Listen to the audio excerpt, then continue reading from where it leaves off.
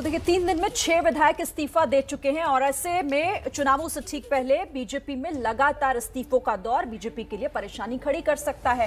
लगातार इससे जुड़ा अपडेट भी आप देख रहे हैं। अब हम रणवीर का रुख कर लेते हैं। हमारे संवाददाता रणवीर हमारे साथ जुड़े हुए हैं और वो एक ऐसे ही विधायक जो कि अभी हाल ही में उन्होंने इस्तीफा देकर बीजेपी की मुसीबत खड़ी की है, बढ़ा दी है, ब्रजेश के साथ हमारे जुड़े हुए हैं। Ranveer, over to you.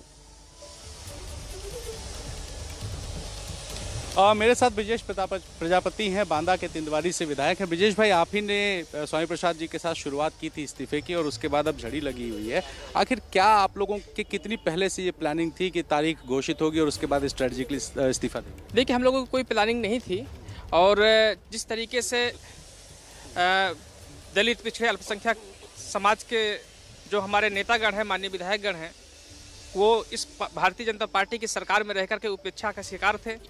समाज की उपेक्षा की जा रही थी, तो वो खुद वहाँ पर घुटन महसूस कर रहे थे। और जैसे ही ये शुरुआत माननीय स्वामी प्रसाद मौर्य जी ने किया, तो बारी बारी से स्वतः से ही सभी माननीय विधायकगण जो इस सामाजिक न्याय की लड़ाई को लड़ना चाहते हैं, वो हम लोगों के साथ में लगातार आ रहे हैं और आगे भी आने का सिलसिला जारी रहेगा। चिट्ठी की भाषा है ना, ये चिट्ठी की भाषा बड़ी शानदार है कि मतलब एक ही फॉर्मेट में सभी लोग, सबको अब अभी अचानक लग रहा है कि पिछड़ों का जो है उत्थान नहीं हो पाया, इसलिए सब लोग एक साथ इस्तीफा दे रहे हैं। ये भाषा किसने तय की? देखिए, हम सभी लोग गौतम बुद्ध, परम पूज्य डॉक्टर भीमराव अम्बेडकर जी, मनोहर कांसीराम साहब के विचार वाले लोग हैं।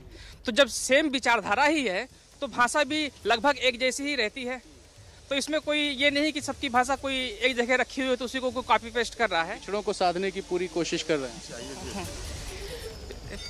पिछड़ा वर्ग पूरी तरीके से भारतीय जनता पार्टी से टूट चुका है, अलग हो चुका है और माननीय स्वामी प्रसाद मौर्य जी के जाने के बाद में वहाँ पर कुछ बचा नहीं है और भारतीय जनता पार्टी का खात्मा तय है।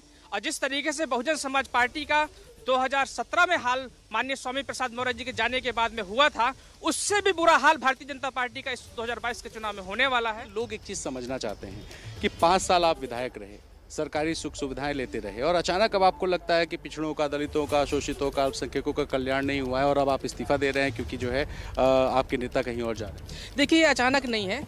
जब उत्तर प्रदेश में भारतीय जनता पार्टी की सरकार बनी तो सरकार बनने के बाद में हम लोगों की उपेक्षा तो हो ही रही थी, समाज की उपेक्षा तो हो ही रही थी, लेकिन लगातार ये प्रयास था पार्टी में रह करके सही प्लेटफॉर्म पर हम लोग बात कर रहे थे कि शायद हो सकता है कि आने वाले समय पे, चूंकि सरकार से तो आखिरी समय तक उम्मीद होती है, वो आखिरी दिन भी बहुत अच्छा फैसला कर सकते हैं जो समाज के हित में हो सकता है।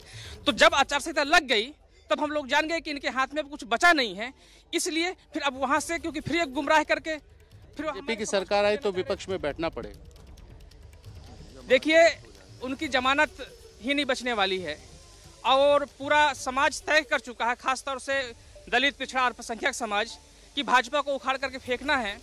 और मैं आपको बताऊं तो अभी भी तमाम माननीय विधायकगण, माननीय मंत्रीगण हम लोगों के नाम लेने से क्यों बच रहे हैं? अगर कोई है छोड़ने वाला है तो नाम क्यों नहीं बता रहे? देखिए, इकट्ठा क्यों नहीं इस्तीफा दे देते? देखिए, जिस समय कौन से चलाऊ करता है उस समय आदमी इस्तीफा देता है, वो उसके विवेक पर निर्भर करता है। और जिस तरीके से उनकी भावना सबकी चाहते हैं सब लोग की सामाजिक न्याय हो, मनोहर कांसीराम बाबा साहब के विचारों का भारत बनाया जाए, गौतम बुद्ध का भारत बनाया जाए। नाम नहीं बताएंगे? नाम बताना मेरे मुंह से ठीक नहीं है, वो स्वयं से बताएंगे तो बहुत अच्छा रहेगा। अभी लाइव खत्म हो जाएगा तब बता दीजिएगा। तो देखिए, ब्रजेश प्रजापति जो ये बता रहे हैं कि नाराजगी थी, अपनी बात रखने की कोशिश की, लेकिन चूंकि बात नहीं सुनी गई इस वजह से इस्तीफा दिए। एक के बाद एक लगातार इस्तीफे हो रहे हैं और दावे हैं कि आने वाले दिनों में सवाल और पूछ लीजिए कि इन सभी विधायकों के इस्तीफे कौन टाइप कर रहा है, क्योंकि सभी की भाषा, शब्द सब एक सा है। मैंने बिल्कुल ये सवाल पूछा था, फिर से दोहराता हूँ। ये बताइए, चिट्ठी कहीं एक ही जगह तो सब छप के नहीं रखी हुई है कि भाई ये चिट्ठी है, अब चलो तारीख बदल दो और आप लोग भेज। देखिए, आप ये भी कह सकते हैं कि स्याही एक है, तो कहने को तो कुछ भी कहा जा सकता है, परंतु हकीकत यही है कि सभी की जब विचारधारा सेम है। आपको यहाँ पर रोकना चाहती हूँ।